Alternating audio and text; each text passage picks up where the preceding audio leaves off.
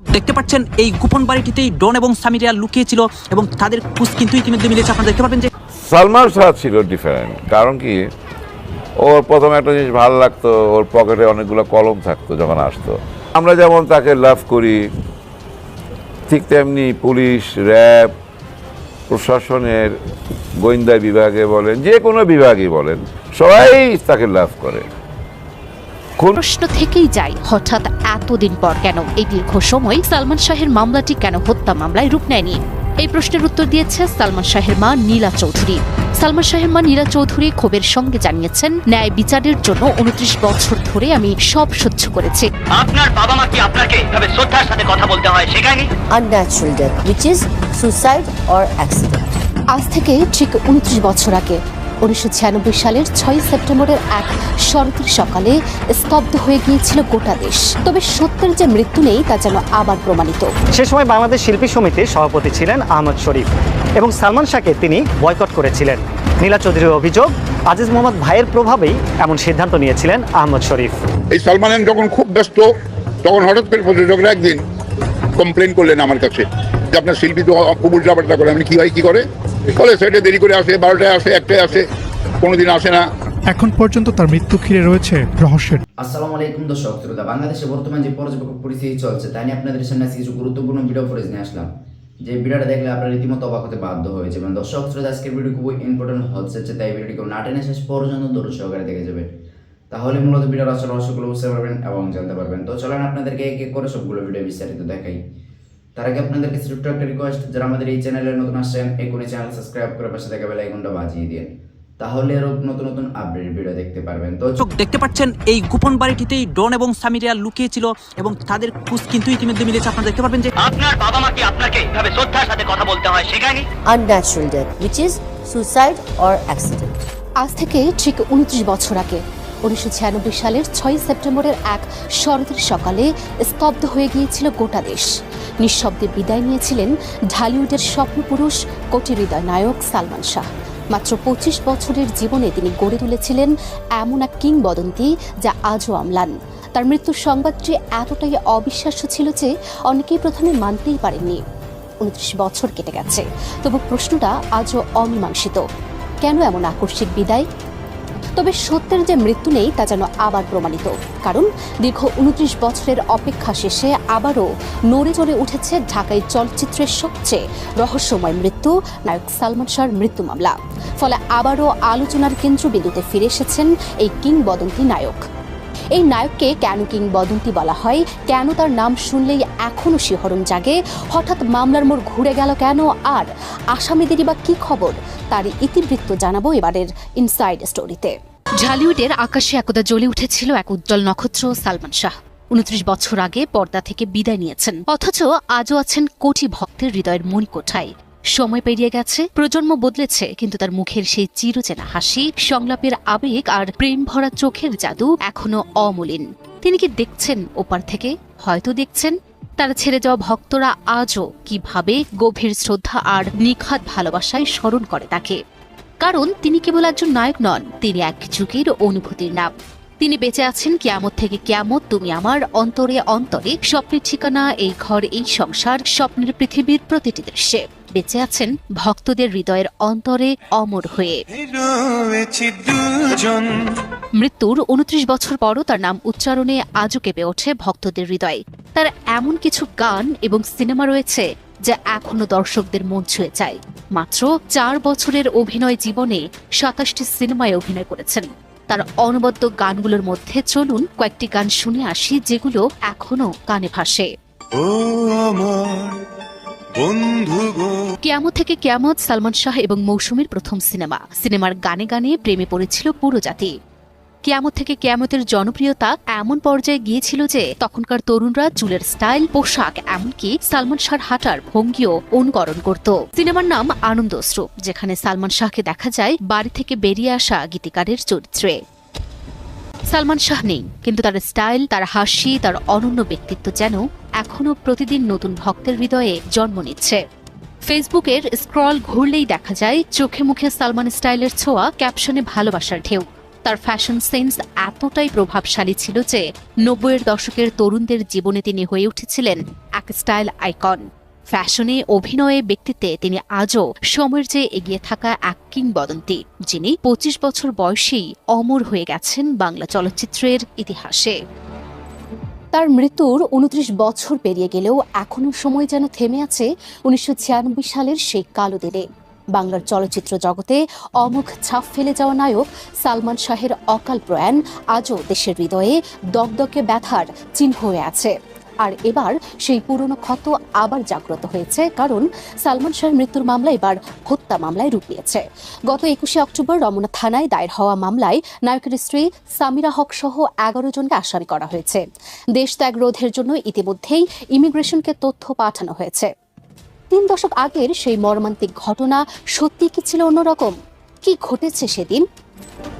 Dhaka new Eskaton রোডের Eskaton plaza, সকাল 7টা। শহরের সাধারণ রোডগুলো তখনও ঘুমিয়ে আছে। ঢাকার পরিচিত চিত্রনায়ক সালমান শাহের বাসায় আসেন তার বাবা কমরুদ্দিন চৌধুরী একটুখানি আলাপের আশায়। কিন্তু সেই সকালে সিঁড়ি ভেদ করে উপরে ওঠা মানা ছিল। ছেলের দেখা না পেয়ে তিনি ফিরে আসেন। সংবাদ মাধ্যম বিবিসিকে দেয়া এক সাক্ষাৎকারে সেদিনের ঘটনার বর্ণনায় এসব কথা জানান সালমান শাহর মা নীলা চৌধুরী। তিনি বলেন, সালমান শাহের বাবা জোর করে ভিতরে ঢুকলেও তার সাবেক স্ত্রী সামিরা হক তার ছেলের সাথে দেখা করতে দেননি। অতঃপর অপেক্ষা করে তিনি চলে আসেন। ঠিক সেদিনই বেলা 11টার দিকে একটি ফোন আসে সালমান শাহর মা নীলা চৌধুরীর বাসায়। ওই টেলিফোনে বলা হলো সালমান শাহকে দেখতে হলে তখনই যেতে হবে। তবে সালমানের ইস্কাটনের বাসায় গিয়ে ছেলে সালমান শাহকে বিছানার উপর দেখতে পান নীলা চৌধুরী। দেখেন তার ছেলের হাত পায়ের নখগুলো নীল। ইস্কাটনের বাসা থেকে সালমান শাহকে হোলি ফ্যামিলি হাসপাতালে নেওয়া হলে সেখানকার চিকিৎসকেরা তাকে মৃত ঘোষণা করেন। এরপর ঢাকা মেডিকেল কলেজ ও হাসপাতালে ময়নাতদন্ত শেষে বলা হয় সালমান শাহ আত্মহত্যা করেছেন। এই ঘটনায় সালমান শাহর বাবা কমরুদ্দিন চৌধুরী একটি অপমৃত্যুর মামলা করেন। বরাবরই পরিবারের পক্ষ থেকে দাবি করা হয় সালমান শাহকে হত্যা করা হয়েছে। নীলা চৌধুরীর অভিযোগ ছিল, তারা হত্যা মামলা করতে গেলে পুলিশ সেটিকে অপমৃত্যুর মামলা হিসেবে নথিভুক্ত করে। পুলিশ বলেছিল, অপমৃত্যুর মামলা তদন্তের সময় যদি বেরিয়ে আসে যে এটি হত্যাকাণ্ড, তাহলে সেটি স্বয়ংক্রিয়ভাবে হত্যা মামলায় মোড় নেবে। সেটা নিয়েছেও। আদালতের নির্দেশে অবশেষে রমনা থানায় দায়ের হয়েছে হত্যা মামলা। বাদী সালমান শাহর মামা পরিচালক আলমগীর হোসেন কুমকুম। এজাহারে আসামির তালিকায় রয়েছেন সালমানের স্ত্রী সামিরা হক, শাশুড়ি লতিফা হক লুসি ও বিতর্কিত ব্যবসায়ী আজিজ মোহাম্মদ ভাই সহ মোট 11 জনের নাম। এর সঙ্গে রয়েছেন আরও অজ্ঞাতনামা কয়েকজন। রুম থেকে বেরোলো আর কি শাবনুরের সাথে ছবি করবো না, কেন কি হয়েছে, যা যা শাবনুরের সাথে সে কথা বলতে পরে বললো যে শাবনুর নাকি সব বলে দিত। একটা নামই বলতে পারি যে বলতো সবাই যে গডফাদার, আমাদের চলচ্চিত্র গডফাদার আজিজ মোহাম্মদ ভাই। কোনো একটা পার্টিতে আজিজ মোহাম্মদ ভাইয়ের সাথে সালমান শাহের একটা বাগবিতণ্ডা হয় সামিরাকে নিয়ে, এবং সালমান শাহকে থাপ্পড় দিয়েছিল। এই ঘটনাটি আসলে কতটুকু সত্য বা আপনি কি আপনার জায়গা থেকে নিশ্চিত করতে পারেন? গত 20 অক্টোবর প্রয়াত চিত্রনায়ক সালমান শাহর অপমৃত্যু মামলাকে হত্যা মামলায় রূপান্তরের নির্দেশ দিয়েছেন আদালত। এর আগে গত 2 অক্টোবর সালমান শাহর সবথেকে ঘনিষ্ঠ সাংবাদিক বন্ধু দুলাল খানের সাক্ষাৎকার নেওয়ার সৌভাগ্য হয়েছিল আমাদের। সেই সাক্ষাৎকারে উঠে এসেছিল সামিরা সালমানের দাম্পত্য জীবনের গল্প, শাবনু সম্পর্কে নানান অজানা কথা এবং আজিজ মোহাম্মদ ভাই যে চরিত্র রয়েছে তার সম্পর্কে অনেক তথ্য। এবং সেদিন দুলাল খান জানান সালমান শাহ বিভিন্ন তথ্য খোদ শাবনু নিজেই সামিরাকে সরবরাহ করতেন। একটা ছবির শুটিং শেষ ঠিকানা শালম কিরণ ভাইয়ের একটা ডিগবাজি, মুসলিম ফাইট একটা মুসলিম ভাই ছিল, ডিগবাজি দিবে একটা, ও ডাবল ডিগবাজি দিচ্ছে, গাঁটটা খট করে ভেঙে গেল। খ্যারের ভিতরে ছিল, আমি দাঁড়ানো, কেউ ধরছে না, আমি গেলাম, তার মাথাটা এমনি টান দিয়ে বের করে দূরে একটা টান দিলাম, খট করে আওয়াজ হলো। তারপরে এই সরাসরি করে শালম ভাই একটা, কিরণ ভাই একটা ওই সালমানের গাড়িটা নিয়ে চলে গেল মেট্রোপলিটন। আমি গেলাম মেট্রোপলিটন, আমি আর সাজিয়ে দিতে পারিনি। তারপরে গেল হোলি ফ্যামিলি, আমি গেলাম মুন্সিন হোলি ফ্যামিলি। ওইখান থেকে তারপরে গেল ধানবাড়ি স্পেশালিস্ট, আমি ওখানে স্পেশালিস্ট। স্ট্যান্ডমেন্ট দিয়ে করা যেত, কিন্তু তা করলো না, ও নিজেই করবে, মানে বাহাদুরি আর কি। এই জন্য অ্যাক্সিডেন্ট হয়ে হাসপাতালে ছিল। আমার একটা কার্ড দিয়ে রাখছিল যে সামিরা বাবির সাথে কথা বলার জন্য, যে ওই সময় তো ফোন কার্ড ছিল, ওইখান থেকে না ফোন করলাম ভাবিকে, ভাবি অসুস্থ, আপনি একটু আসতে বলছে, একটু কয়েকটা তো তোমার বন্ধুর অভিনয়। আমাকে না ভাবি অভিনয় না, ও আসলে অসুস্থ। গাড়ি ওই যে বেল্ট আছে না, বেল পড়ালো, তারপর বললো যে না অভিনয়। আমি বললাম এখন তোমার বন্ধু কোথায়? ও ভিতরে থাকলে আমি দরজার সামনে চেয়ার নিয়ে বসে থাকতাম, মানুষ আসলে পরে বলতাম। আমি বললাম রুমে আছে। রুমে কে আছে? আমাকে ও একাই আছে। না তুমি জানো না, তুমি মিথ্যা কথা বলতেছো, তুমি যায় দেখো রুমে কে আছে। এরপরে আমি গেলাম যে রিভলিং দরজার খুলবো, দেখি ওই পাশ থেকে যেন খুলতে যাচ্ছে, হঠাৎ করে মুখোমুখি খুলে দেখলাম একটা চেহারা, দেখলাম আর কি যে আছে। তা রুম থেকে বেরোলো আর কি শাবনুর, অসুস্থ অবস্থায় শাবনু তাকে দেখতে আসতেই পারে, কিন্তু আমি মনে করলাম যে চিটাঙে ভাবি থাকে আর শাবনুর এখানে দেখতে আসছে, এই খবরটা ভাবির কানে দিল। আমি জানি না, দরজার সামনে বসা হচ্ছে ভাবি জানে। মানে এই যে তার প্রতি এত মানুষ যে এত মানে কি বলে ইনফরমেশনগুলো ভাবিকে দিত, সোর্স এত ছিল সামিরা ভাবির যে একের পর এক এই সোর্সে বিভিন্ন কথাটা বলে টলে আরও তাকে রাগিয়ে তুলেছে, যার জন্য ওদের সম্পর্কটা সত্যিকার অর্থে হয় নাই আর কি, শান্তির দিকে যায় নাই। তো অনেকের অনেক পরে আর কি শুনেছি, লাস্টে আর কি সে আমাকে অনেক কথা, তো আমার মনে আছে যে তার ঘরে আমাকে সে চিৎকার করতেছে, মোবাইল কথা হচ্ছে, মোবাইলটা ফেলে দিল, কী হয়েছে? তখন বললো যে শাবনুরের সাথে আর ছবি করবো না। না বাসায় শাবনুরের সাথে আর ছবি করবো না। কেন, কী হয়েছে? ওর সাথে শিডিউল সব ছিঁড়ে ফেললো, এরকম আর কী হয়েছে? মানে তো বিষয়টা হলো এরকম যে যা শাবনুরের সাথে সে কথা বলতো, পরে বললো যে শাবনুর নাকি সব বলে দিত। ও আমাকে বললো, আমি বিশ্বাস করি না। আমি কেন? তখন ভাবি কখনোই বলে না, আমার মনে হয়, আমার ধারণা যে কথাটা, ভাবিকে যারাই ফোন করতো, সালমান থেকে শুরু করে যারাই ফোন করতো চিটাগাংয়ে, তার একটা রেকর্ড ছিল, ফোন রেকর্ড হতো, ওই ল্যান্ডফোনে ক্যাসেট রেকর্ড করে রাখতো। ওই ক্যাসেট আবার যারা সাথে কথা বলছে ওগুলো আবার সালমানের কাছে সেই ক্যাসেটগুলো ভাবি পাঠাইছিল। তখন আমরা শুনাইলো, ছোটো বলার পরে তারপরে আমি বললাম কী বলে, ওই বললো যে হয়তো উইলিংলি বা আনন্দ করে শাবনুরই হয়তো বলতো যে আজকে সামিরাকে রাগানোর জন্য শাবনুর ইচ্ছাকৃত এগুলো। আমি এটা বলতে পারি না, হয়তো ওর সাথে কী হয়েছে না, যে ফোনে একটু কথা হয়তো বলতো যে আজকে আমরা মজা করলাম, এটা করলাম, ওইটা করলাম, সব কিছু করলাম। বিষয়টা হয়তো শাবনুর এমনও হতে পারে উইলিংলি সামিরের সাথে মজা মানে কি, বা শেয়ার করতেছে, ফ্রেন্ডলি শেয়ার, তারা তো ভালো সম্পর্ক ছিল। কিন্তু এইটাকে ঝামেলা মনে করে তখন আবার এটা রেকর্ড করে আবার এটাকে যে সংসার অশান্তি করতো, তখন আর কি সে শাবনুরের সাথে ছবি করবে না বলে সিদ্ধান্ত নিল। যে আমাকে বললো যে নতুন একটা নায়িকা এসে পপি, তাকে দেখো, মানে ওর সাথে যোগাযোগ করো, তোমার সাথে পরিচয় কিনে, তাহলে আমরা পরবর্তী ছবি। মহোদয় যে বললেন, বিশ্লেষণ করলেন, পড়লেন রায়টা, পড়ার আগে যে কথাগুলো বললেন, পারলে বলেন দেখি বিচারক মহোদয় গাল গল্প বলছে আপনার এই আইনে, আপনাকে উদ্দেশ্য করে বললাম। এতদিন কিছু বলি নাই, শরীরের মধ্যে আপনি এগুলো হজম করছি, যে আমরা মামলা পর্যন্ত নেই, হত্যা মামলা, তারপর আপনারা বুঝবেন যে আপনি আমাদেরকে কীভাবে উস্কাইছেন। আপনি প্রস্তুত থাকেন, খেলা হবে, আইনে হবে, আপনার সাথে আমরা রাজপথে করবো, আইনে করবো, আপনার সাথে আমাদের ব্যক্তিগত কোনো আক্রোশ নাই, আপনাকে আমরা আক্রমণ করবো না, কিছু করবো না, কিন্তু আইন, এই দেশের আইন অবশ্যই বিচার করবেন। আপনার জন্য, আপনি একটি মানুষকে হত্যার জন্য এই দেশে আমার জানা মধ্যে 27 জন যুবক যুবতী প্রাণ দিয়েছেন, তারও বিচার হবে। বেশি দূর আর এগোতে, মানে বেশি দিন আমরা অপেক্ষা করতে চাচ্ছি না। এই যে দেশে ডন সামিরা প্রকাশ্যে নিজেরা নির্দোষ দাবি করছে এতদিন, আর ঘুরে বেড়াইছে, এখন তো এটা হত্যা মামলা। 29 বছর পর সালমান শাহের বললো যে, ওদিন জজ বললো যে সালমান শাহের বুকের এখানে আঘাতের চিহ্ন পাওয়া গেছে, সব মিলে টোটালি একটা হত্যা মামলা। এখন আমরা চাই এই আসামিরা যত দ্রুত পারেন সবাই সোচ্চার হবেন, আপনারা মিডিয়া সোচ্চার হবেন, সাংবাদিক ভাইদেরকে বলছি তারা সোচ্চার হবেন, তারপর যে পুলিশ প্রশাসন বলছি তাদের কাজের দ্রুত অগ্রগতির কামনা করছি, তারা যেন একটু আমাদের পাশে থাকেন, সালমান ভক্তদের পাশে থাকেন।